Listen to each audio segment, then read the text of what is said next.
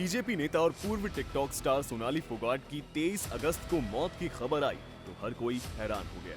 किसी ने सोचा नहीं था सोनाली का कारोबार संभालने वाले सोनाली के पीए सुधीर सागवान और उसका दोस्त ही सोनाली हत्याकांड में विलेन शामिल होंगे। वहीं सोनाली का परिवार लगातार सोनाली को न्याय दिलाने के लिए हर रोज सरकार के मंत्रियों से मुलाकात करने में लगा है। तो इसी कड़ी में अब सोनाली का परिवार सोनाली के घर में हुई चोरी के मामले को लेकर हिसार एसपी लोकेंद्र से मुलाकात करने पहुंचे। वहीं सोनाली के परिवार ने मीडिया से बातचीत करते हुए कहा कि एसपी ने उनको पूरा आश्वासन दिया है कि सोनाली केस से जुड़े हर मामले की गंभीरता से जांच की जा रही है। साथ ही सोनाली के परिवारों ने बताया कि सोनाली केस की जांच सीबीआई से होनी चाहिए ताकि पूरे मामले में तस्वीर साफ हो सके। जो कि 2021 में चोरी हुई थी, आज से 1.5 साल पहले तकरीबन, उसमें भी अभी तक हमें कुछ भी पता नहीं चला भाई उसमें चोर कौन है। और उसमें मैडम की सर्विस रिवॉल्वर भी गायब है। और अभी एक जो 2-3 दिन पहले हुई है चोरी, उसके में भी अभी तक कोई अपडेट हमारे पास नहीं आई है भाई। उसको ना अरेस्ट किया गया है ना कि अभी तक कोई क्लू हमारे पास है। उसी सिलसिले में हम एसपी साहब से मिले थे कि भाई हमारी कार्रवाई जल्दी करवाई जाए ताकि वो कोई ना कोई सबूत नष्ट ना कर सके। एसपी साहब ने पूरा आश्वासन दिया है भाई जल्द से जल्द उसको गिरफ्तार कर लिया जाएगा। नहीं, उन्होंने एक सदर थाने में जो चोरी की एफआईआर दर्ज करा रखी है, तो उसके संबंध में कार्रवाई के लिए वो मिले थे।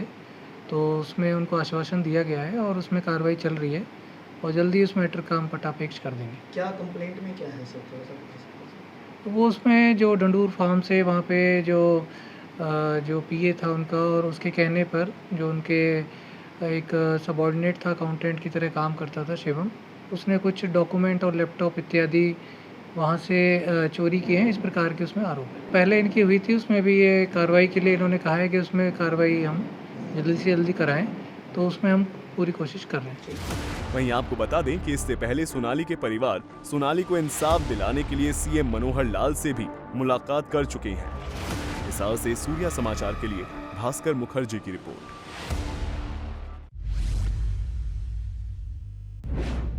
वहीं सोनाली फोगाट की हत्या के मामले में गोवा के सीएम ने हरियाणा सरकार को रिपोर्ट सौंप दी है। अब दोनों सरकारें मिलकर जांच सीबीआई को सौंपने पर विचार करेंगी।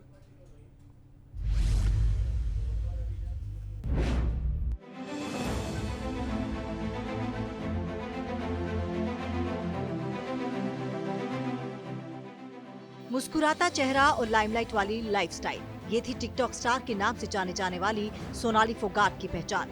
लेकिन ये अब एक मर्डर मिस्ट्री है। सोनाली फोगाट की मिस्टीरियस मौत के पीछे कितने राज छिपे हैं और आरोपियों के मंसूबों का काला किस्सा क्या है?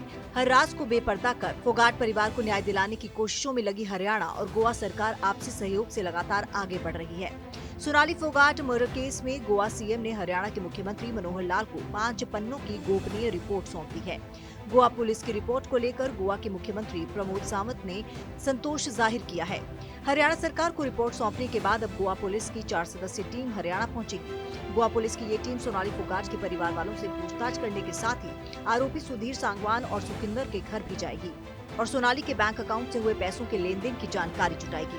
सोनाली फोगाट के घर जाने से पहले गोवा पुलिस सोनाली के गुरुग्राम वाले फ्लैट पर जाएगी, सबूतों को जुटाने की कोशिश करेगी। सोनाली मर्डर केस में अब तक पुलिस को आरोपी सुधीर सांगवान का कबूलनामा मिला है, जिसके आधार पर पुलिस ने ड्रग्स बरामद करने के साथ साथ drugs peddler room boy Datta Prasad Gaonkar को काबू कर चुकी है। जांच में कई और खुलासों की संभावनाओं को देखते हुए गोवा पुलिस की रिपोर्ट के आधार पर दोनों सरकारें मामला सीबीआई को देने पर भी फैसला लेंगी। आरोपी के कबूलनामे के बाद गोवा पुलिस तेजी से सबूत जुटाने की कोशिश में जुटी है और अब संभव है कि ज्यादा जानकारी के लिए गोवा पुलिस हरियाणा में आकर भी सोनाली के परिवार से पूछताछ करे।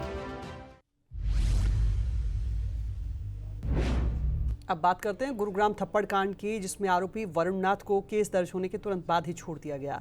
मामला निर्वाणा कंट्री की द क्लोज नॉर्थ सोसाइटी का है, जहां पर लिफ्ट में फंसे वरुण नाथ ने सिक्योरिटी गार्ड और लिफ्टमैन के साथ मारपीट की थी। घटना का सीसीटीवी फुटेज चर्चा में है।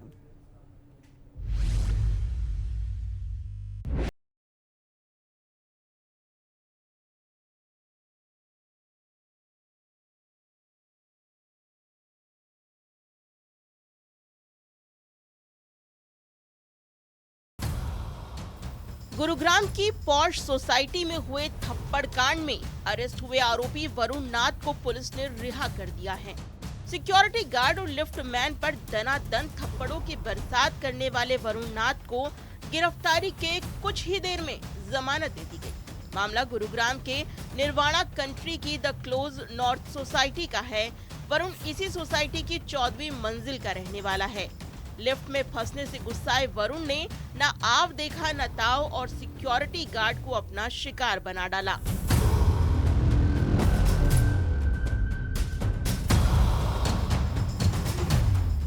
गार्ड अशोक यादव जब खुद के बचाव में कुछ कहने लगा तो उसने उसे छोड़कर लिफ्ट मैन को अपना शिकार बनाया। वरुण कुछ सुनने को जैसे तैयार ही नहीं था। सिक्योरिटी गार्ड ने खुद बताया है कि उस दिन क्या हुआ। वो लिफ्ट सर वो दरवाजा नहीं खुल रहा था, तो उन्होंने बटन दबाई, अंदर से इंटरकॉम बजा। इंटरकॉम मैंने उठाया सर और मैंने बात की। मैंने कहा सर आप कौन बोल रहे हैं? सर मैं 14 से 2 का बोल रहा हूँ और मैं फंस रहा हूँ, आप मुझे निकालिए। मैंने कहा ठीक है सर मैं अभी कर रहा हूँ, फोन कर रहा हूँ, मैं मैसेज दे रहा हूँ। तो मैंने तुरंत मैसेज किया लिफ्ट ऑपरेटर को। लिफ्ट ऑपरेटर आया।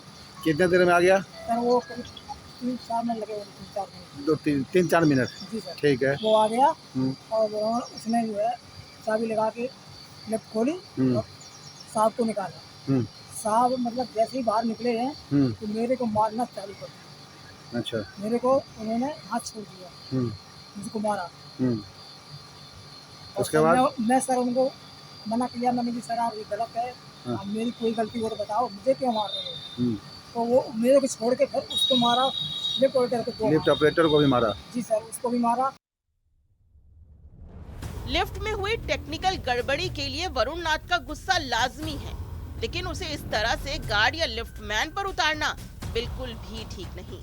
घटना के बाद सोसाइटी के सारे गार्ड इकट्ठा हुए, वरुण नाथ के खिलाफ जमकर नारेबाजी की।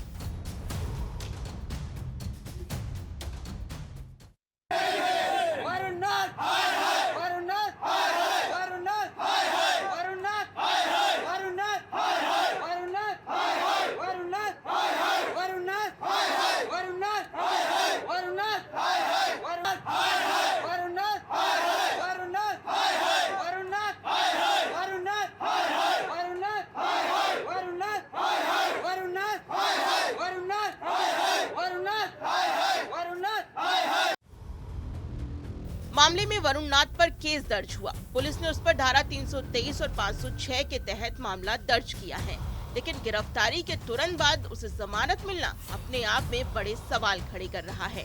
हालांकि पुलिस का इसे लेकर अपना अलग तर्क है।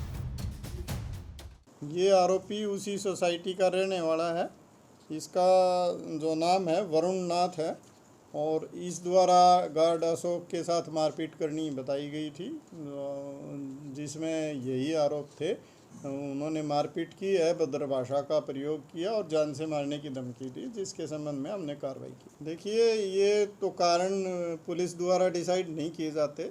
अरनेश कुमार का जो डिसीजन है उसको फॉलो करते हुए जो 7 साल से कम की सज़ा का प्रावधान जहाँ पे है उसके तहत ही ये ऑफेंस आते हैं, तो उसमें वो कार्रवाई उसके जो भी कानून के अनुसार कार्रवाई थी वो तुरंत की गई। उसमें कहीं पे कोई डिले नहीं किया गया और ना ही किसी प्रकार का अनड्यू बेनिफिट जो आरोपी है उसको दिया गया। सीसीटीवी फुटेज इस घटना का पक्का सबूत है। साफ दिख रहा है कि वरुण नाथ ने लिफ्ट से बाहर निकलते ही अपना आपा खो दिया और सारा गुस्सा सिक्योरिटी गार्ड पर उतारा। उसके बाद लिफ्ट मैन को भी नहीं छोड़ा। मारपीट की तस्वीरें होने के बावजूद वरुण नाथ को तुरंत रिहा करना उन पीड़ितों के साथ बड़ी नाइंसाफी है। देखना होगा या पुलिस जांच के बाद वरुण नाथ पर कोई सख्त एक्शन लिया जाता है। गुरुग्राम से सूर्य समाचार के लिए नीरज अंबाव का रिपोर्ट।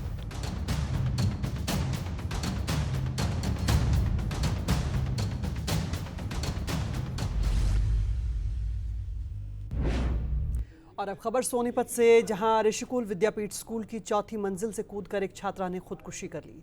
बताया गया कि छात्रा मानसिक रूप से बीमार चल रही थी, परेशान थी। सोमवार को माता पिता ने उसे पढ़ने के लिए टोका था, जिससे वो नाराज भी चल रही थी।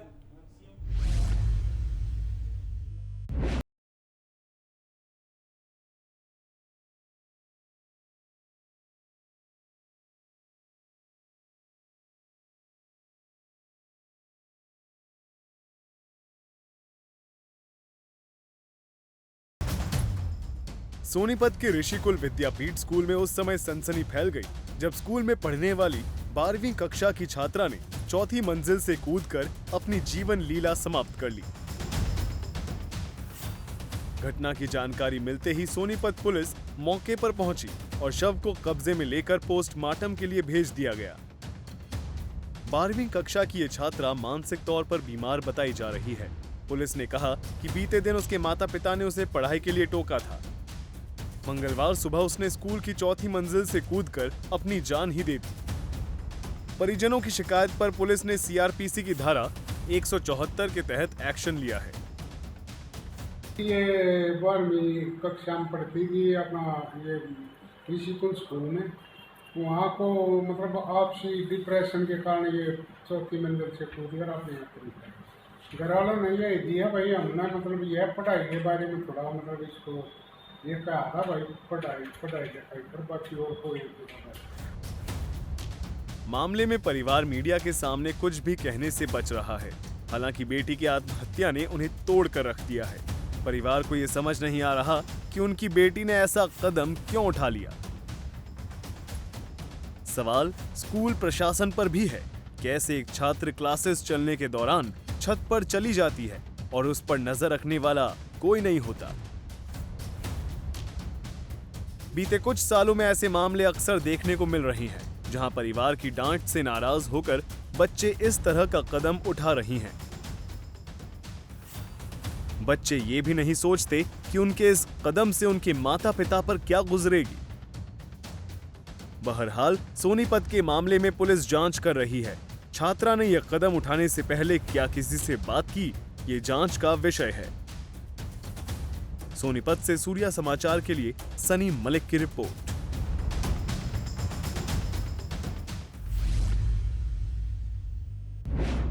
और यमुनानगर में एंटी नार्कोटिक्स सेल की टीम ने एक नशा तस्कर को अरेस्ट किया है। ये युवक यूपी से बुलेट पर स्मैक लेकर आता था, गांव में जाकर इसकी सप्लाई किया करता था।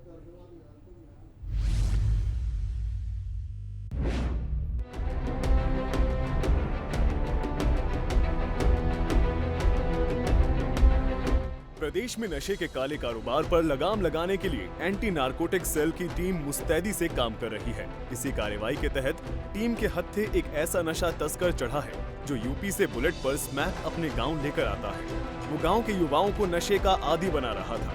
पुलिस ने इस युवक को घात लगाकर अरेस्ट किया।